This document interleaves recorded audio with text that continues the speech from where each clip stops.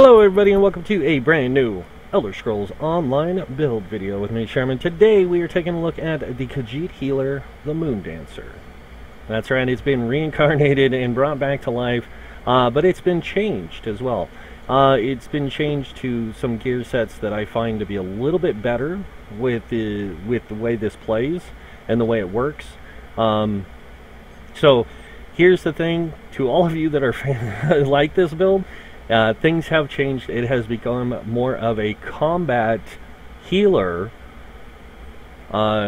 because of the way the game's mechanics work, mainly. It's made now mainly for dungeon play and open world play. Some PvP, I will say that, because I do play it in PvP quite a bit. And it does freak people out when you come in and start whipping out with a sword on them, and they're like, what the hell? But that's kind of the gameplay. So the build does still use sword and board on one bar and resto staff on the other, so you can kind of play around with this if you want. It's up to you. But let's go ahead and take a look at the stats. As you can see, 54 into magic, a 10 into health. The reason we do that is because we want that higher health pool when we're on the staff bar, because we do lose some of that health benefit from the sword and shield side. Now, if you guys don't know this, if you have a sword and shield equipped, you don't get extra health. It's actually because of one of the abilities you have on the sword and board side that gives you that boost of health. And then on the staff side, you don't have that. You also don't get the boost in magicka like you have on the sword and board. That's why, when, like I said, it's more of a combat healer type character more than it is a full healer kind of character. It's more of a support build with magic damage in mind, but it still has a lot of group healing support, and it works out really well. So let's go ahead and get into the build itself.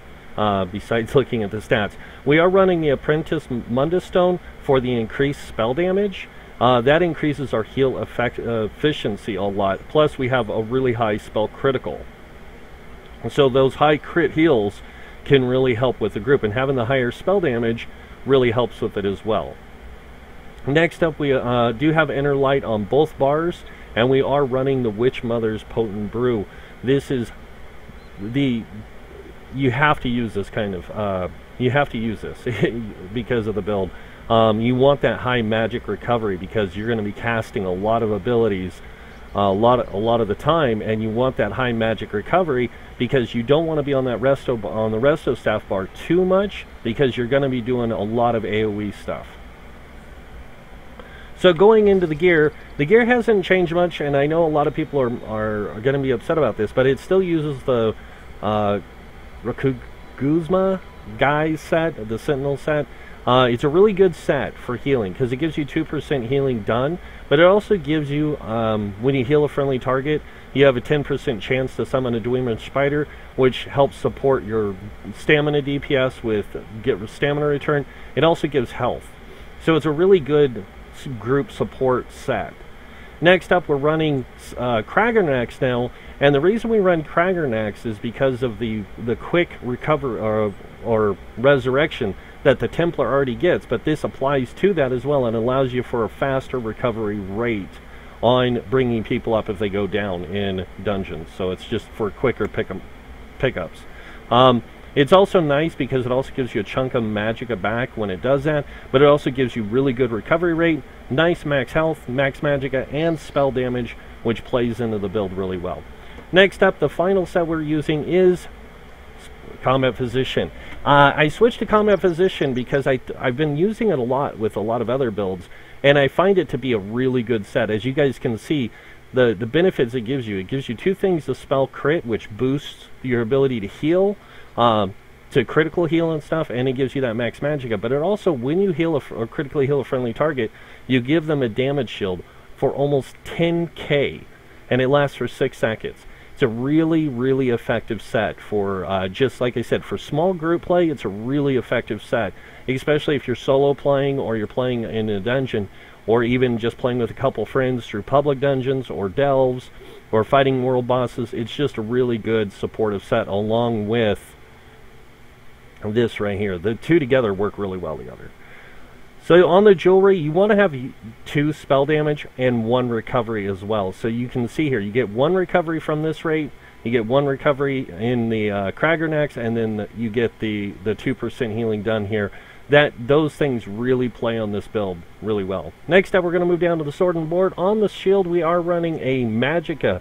I would suggest getting a tri-stack glyph for this. It would be a little bit better because it is going to boost your health a little bit more. So you're going to be more at 20k health, which is going to give you more survivability when you're on the sword and board.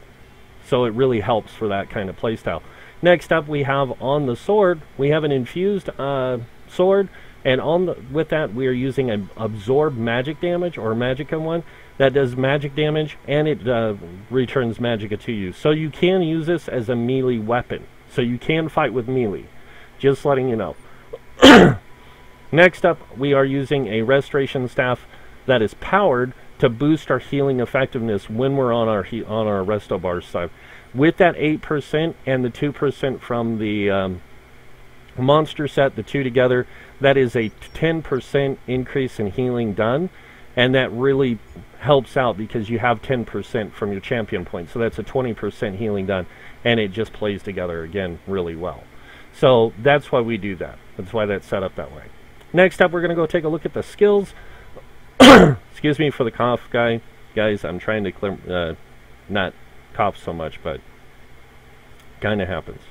So on the main bar, where we're going to spend most of our time is on our sword and board, we are using reflective light. This is a very powerful ability because it applies a direct damage and then a damage over time. The damage over time is low, but don't worry about that. That's just to kind of add to the extra damage over time that you're going to be doing from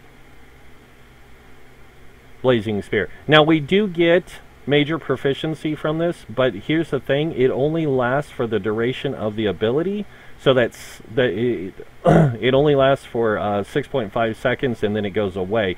So that's why we keep Inner Light on the bar. It's hard to keep that, maintain that major proficiency with this, so Inner Light has to stay here. Inner Light's also needed because we are a Khajiit.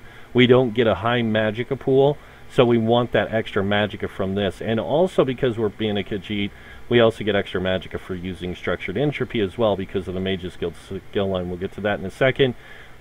Blazing Spear is our next ability. This does an amazing amount of damage. As you can see, it's not like super powerful, but I say amazing because it does more than the other version of this, the other morph. This does damage up front and does damage over time. People can synergize off this to get Magicka or stamina, so you don't need orbs with this build. This is a way to help your tank or possibly your DPS get some resources if they need them. You're going to be throwing these out constantly anyways, because as soon as this wears off, you're going to throw it out again. This is going to be like one of your main damage abilities along with Reflective Light. So you're going to be using these in correlation with Ritual of Retribution. Now this is an amazing ability. It's a really good heal. It lasts for 12 seconds. It heals for every 2 seconds. Excuse me. But it heals for a lot. It also harms enemies for a lot of damage as well. As you can see, the light also burns with Holy Vengeance, dealing X amount of magic damage every 2 seconds. People can synergize off of this as well, which will heal them. And so it's kind of a nice burst heal if you want to get that burst in there. Next up, we have Structured Entropy. This is our this is essential. You need that major sorcery boost. But it does good damage up front, and it does additional damage over time, which is really good. And the nice thing about it is when you hit with this, it does 6,000 damage. Then it does 14 for 14 seconds. It does 1,719 health to you, and additional 1,719 health every 6 seconds. So it heals you and gives you health for 6 seconds, but it does damage up front, which is nice. It does this damage over time, but it grants you major sorcery, and it gives you max health. So this is a really good one. You don't have to use Structured Entropy if you don't want to. You can use the other morph for this, and it works out, but Structured Entropy is really good. Next up is Inner Light. This gives us major proficiency. It can also expose hidden players if you're in PvP. which is really nice. It can also expose hidden enemies in dungeons and stuff, because there is some enemies that do go stealth, so being able to expose them and see them really helps out as well. Next up we have Warhorn, of course, aggressive Warhorn. This is essential for most healers in the game. It really helps you too, because it boosts your max magicka and your max stamina and your max health. Mainly you want it for that max magicka boost, but you also want it for that major force for yourself, because that also increases your critical damage done with magic. So it's really beneficial. Next up on the back bar we have Breath of Life. Now I was using Combat Prayer, but in a small group you don't really want you don't really need to use Combat Prayer unless you feel like it, and you can switch it out for Breath of Life. But I find Breath of Life works a lot better because it heals for a lot more. Breath of Life or Combat Prayer only heals for 5,000. This heals for 9,000, as you can see. And when you're boosted up with your magic damage, again, this boosts up as well. And it heals somebody else, so it heals for a lot on you and your allies.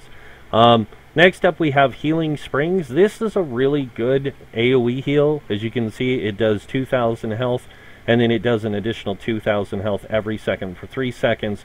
So it gives back 6,000 health in total. It can do more than that when it crit heals, but it also gives you max magicka for each friendly target healed. So it's a good way to keep magicka coming in for you to keep your abilities going. Next up is Ward Ally. Now, I know what you're thinking. Why are you using Ward Ally with Combat Physician? Because it's nice to have those stackable shields, not only for yourself, but also for your group mates. The shield for you is going to be, the strength of the shield is going to be increased, sorry, not for you, but for the person with the lowest health will get 300% more of the shield, depending on the severity of their wounds. So it's a really nice way to keep them. If they get hit, you can apply this and then give them health back. So it's a nice way to not give them health, but give them a good damage shield so you can heal them and get their health back up.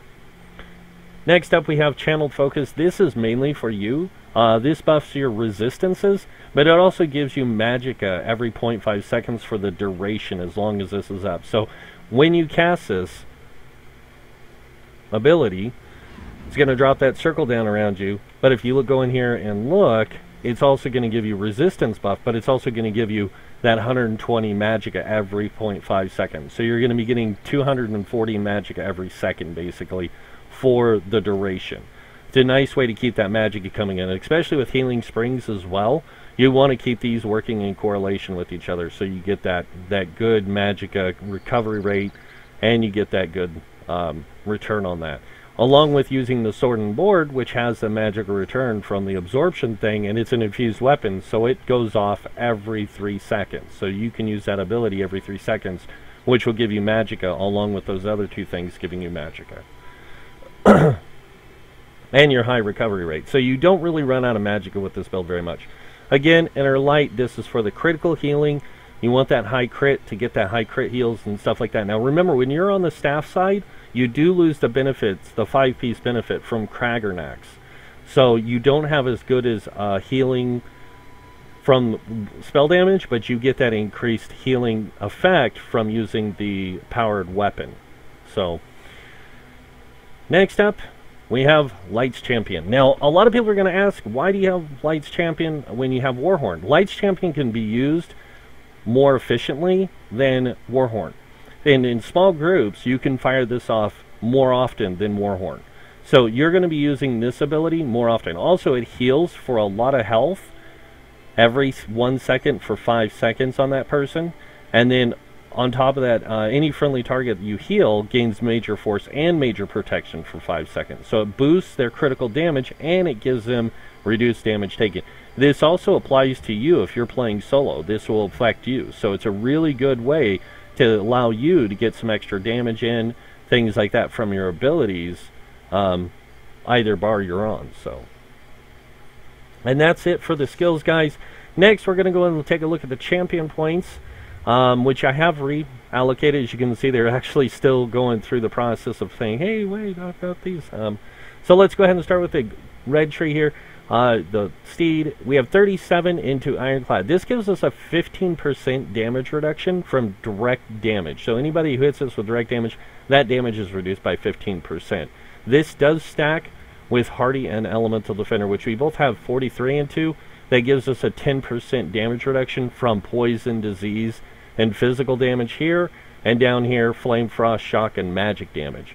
So it does stack with that direct damage. So no matter what, you're going to get 25% reduced damage taken. Next up, we have 37 in thick skin. This gives us another 15% reduced damage from damage over time. So in total, 25%. Again, there's a reason why we do use sword and board too, guys, is because we block a lot, and having that sword and board helps us reduce the damage we take from area of effect and from, or damage over time, and from direct damage. So we're going to be utilizing that sword and shield for the purpose of blocking attacks. So, and that's if enemies get close to you. A lot of times enemies don't get very close, get close to you, unless the tank's not really tanking that well, and then they peel off or the tank goes down, and there's a much greater chance you're going to grab aggro.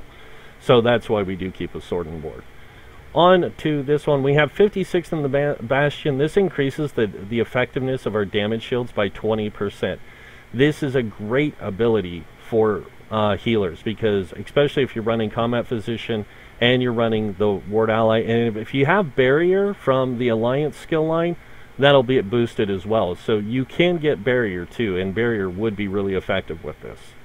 Next up, we have 14 into expert defender. As you can see, it gives us 9% damage reduction from light and heavy attacks. Most enemies in PvE, most of those enemies do light and heavy attacks. Most players in PvP will be doing light and heavy attacks. So that does stack with that direct damage, that damage over time, even though you can't do light and heavy attack damage over time, but you get the point. It stacks with that direct damage, and it stacks with the other one. So in total, you actually have a 34% reduced damage taken. So it's a pretty good setup there. Moving on to the green tree, we do have 23 into Warlord. This reduces the cost of our break free, which we will be using. You will be breaking free from stuns and things like that, even in PvE. So having that reduced cost and stamina really helps. Next, we have 16 into Sprinter. This reduces the cost of our sprint abilities by 10%. Now, I took 6 points that I had remaining and put it into bashing focus to give us a reduced cost of 4%, because like I said, we do block a lot with our shield. It doesn't stop us from bashing with our shield, which also can set enemies off balance, which is really good. Alright, moving on to this trait. We have 75 in Arcanus. This gives us an increased magic recovery of 14%. When stacked with the 10% that we get from wearing 5 pieces of light armor, which we are wearing. We are wearing 5 light, 1 heavy, 1 medium. So the belt and the chest are the heavy and medium pieces now. So this gives us a 14% reduced, or magic recovery, not reduced cost, magic recovery. So it really helps in there. We have 43 into Tenacity. This increases our magic return from our fully charged heavy attacks, or our stamina return on our sword. Even though we were not going to be really using the sword, except to block attacks, dodge roll, bash, those kind of things. We're not using it for abilities. We're just using it for those things.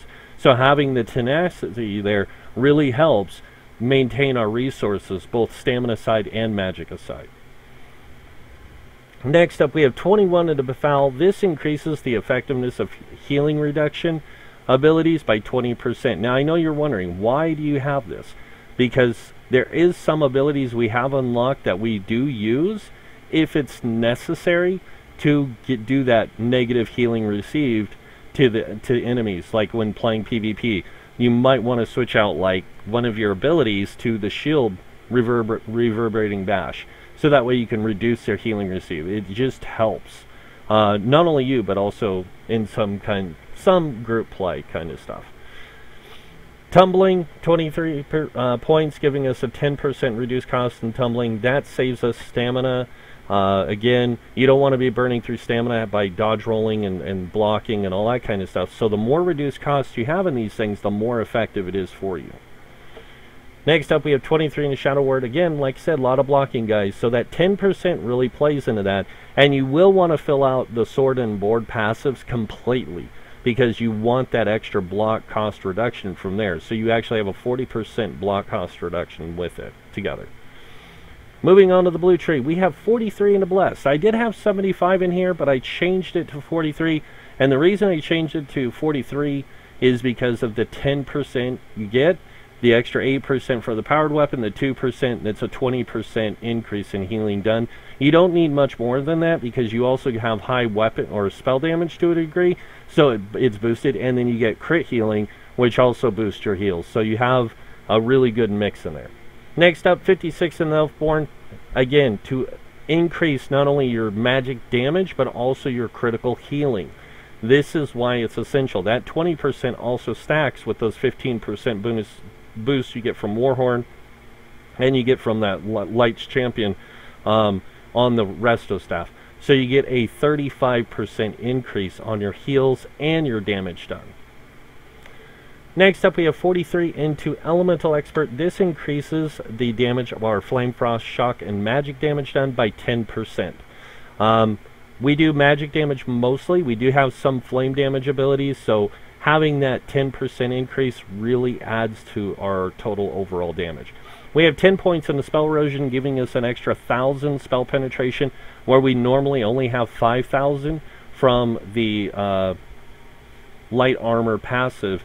This gives us an extra 1,000, so we actually have more spell penetration to increase our damage output on enemies. So that's why we have the 10 points there, and only 10 points. Moving on, we have 16 into Staff Expert, 16 into Physical Weapon Expert. Both of these give you a 10% increase in your light and heavy attacks. The reason we have this boosted for sword and board is because we do use it. We also have it boosted on the staff side because we do use that as well for light and heavy attacks. Mostly heavy attacks on the staff side, mostly heavy attacks on the sword and board side. Along with that, we also have Master at Arms at 23 points, giving us another 10%. All light and heavy attacks are considered direct damage. On the staff, it's the initial hit of that heavy attack that is direct damage. All ticks afterwards is normal damage. So that you do not get this bonus there, but you do get the bonus from that 10% from the Staff Expert. So very important you have these, guys. Very important. I'll show you guys why. Next up, we have 23 in the Thaumaturge. This increases our damage over time by 10%. Now, this only affects one ability we have, and that is the Reflective Light. It's the only one that's affected by that. The Blazing Spear is not affected by with the damage over time. Neither is Ritual of Retribution. Only Reflective Light is affected by the damage. But it's good that we have the 23 points in there for that ability because of that damage over time. Now, like I said, there is times where you will switch out some of your abilities for the Sword and Shield ability, Reverb Bash, because you want that Reverberating Bash in there to reduce that healing received against the enemies, especially in Dire Frost Keep against the boss there. Either you or the tank has to have this, so you can use this against them and bash them out of their healing that they get. Also, some of the other bosses in some of the dungeons have really high healing from certain effects or abilities that they use. Having this there really helps. We also have these abilities unlocked just in case we might need them. So I'm just showing you guys we might need these abilities. This one you might want to get the magic deflection thing. I haven't really worked with this much, so I've kind of just left alone. But as you can see, I also have Destruction Staff unlocked. If you want to switch the Sword and Board out for a Destruction Staff, you can, and you put Elemental Drain in place of this. That's the only ability you change out. So that's pretty much it for the build. Now, do you guys want to see this thing in action? I'm pretty sure you all do. So we're going to go ahead and head off to find some enemies. And actually, I know of a really good spot near here where we can go fight a named Champion Scorpion. Now, I'm going to choose the Scorpion, and here's why I'm choosing this fight in particular with this Scorpion boss, is because of its poison damage and its damage that it does. Now, this will not reflect on dungeons, very much. But in dungeons, if you know the mechanics really well, this build plays really well in group play, like I said, because of the damage shields and everything else. So we're going to just run down over here. I'm going to pick a fight with this scorpion boss if it's up, which it should be, because a lot of people don't spend their time in here running around trying to fight it. There it is. Alright, excuse me for coughing in your ear again. And we're actually going to do something a little crazy, guys. We are actually going to grab a few of these things, plus the boss, and we're going to stay in here and take it, because that's what we're going to do. That's what our job is to mitigate damage through heals. And to do damage with our abilities. So, it's better if you can get your one ability off, the healing one. As you guys can see right now, it does really good damage, even without a tank mitigating the resistance on the same. That's because in Overworld, the resistances on enemies is a lot lower. But as you guys saw, I just melted these 4 guys pretty quick. And that is, like I said, this is in a dungeon setting. Now I'm going to do something a little crazy. I'm going to show you guys how effective this build can actually be in a group setting when you have a lot of mobs on you. And like I said, guys, crazy idea. And the reason why this build works so effectively, though, is because of the fact that it has the damage shield. It has the healing. It has all those different factors to it that play so well into the build, but it also plays into it really well in group play because of the high critical healing that this build can produce. So, you have a lot of tick heals that you're going to be putting out, so those tick heals can really play into the high crits and everything like that. Now we're just going to go into the first room, let all the mobs spawn, let them come after us. We're going to kill them, or at least try to. Now I'm probably going to die, I'm not going to lie, because I just don't have the ability to tank these guys, or to take the kind of beating they're going to give me.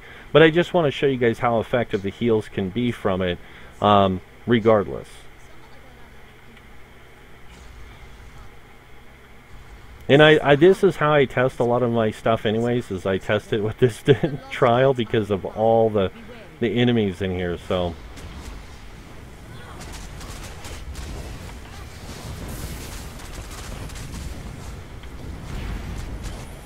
Always keep up your damage shields as much as you can.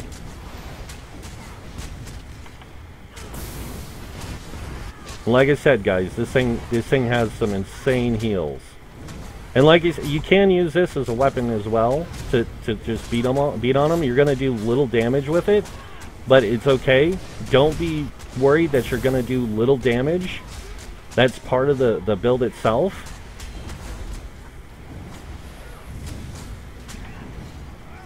Is the fact that you don't do a little damage with your abilities. You do a little damage with your sword. But it's that extra magic damage that it has a chance of proccing and giving you magicka back. Because you're getting magicka back right now, as you can see. Just standing in that circle. So.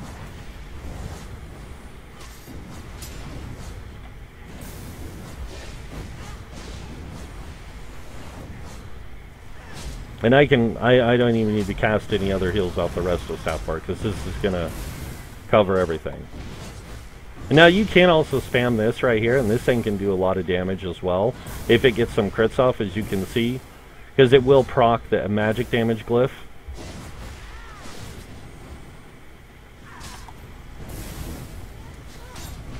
Yes, I know, Trial's damage dealer.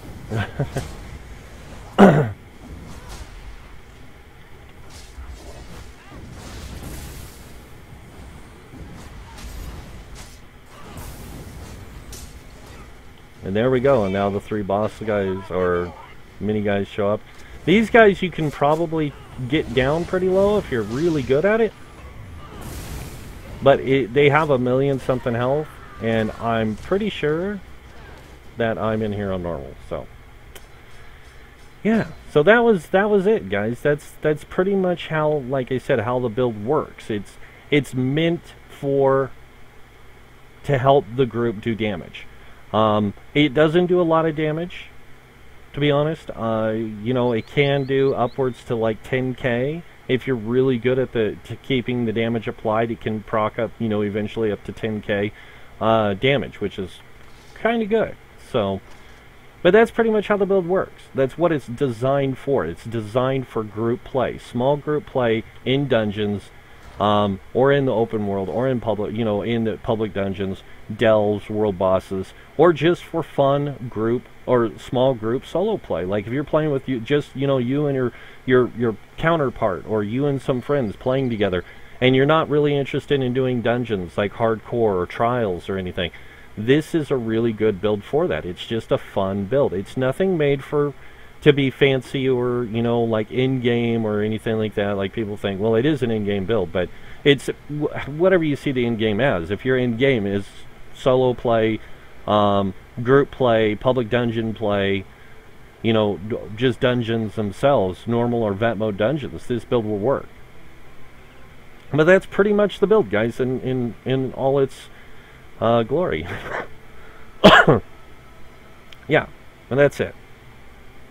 So I want to thank you all for watching. If you guys like this build video, go ahead and hit that like button. If you guys want to see more videos by me, you can hit that subscribe button. I do have a few other builds coming out this week, guys. So keep an eye out for those. Those will be coming soon. And yeah, that's pretty much it. So, if, you know, yeah. So I want to thank you all for watching. Until next time, have a wonderful day. And this guy will see you in game. Bye.